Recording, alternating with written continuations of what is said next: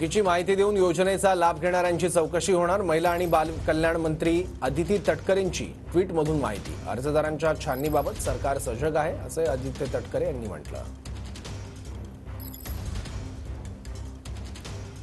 चुकीची माहिती देऊन योजनेचा लाभ घेणाऱ्यांची आता चौकशी होणार आहे।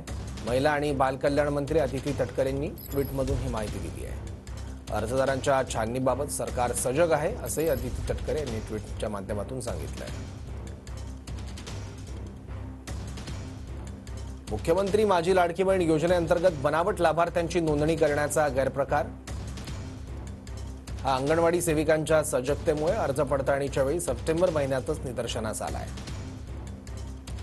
याबाबत 4 ऑक्टोबर रोजी पोलिसात रीतसर गुन्हा दाखल करण्यात आलाय। सदर बनावट अर्जदारांना मुख्यमंत्री माझी लाडकी बहीण योजनेअंतर्गत एकदाही सन्मान निधी वितरित झाला नसून सखोल चौकशी करून त्यांच्यावर कडक कारवाई करण्यासाठी कायदेशीर प्रक्रिया सुरू आहे। महिला व बालविकास विभाग अर्जदारांच्या छाननीबाबत अत्यंत सजग आहे।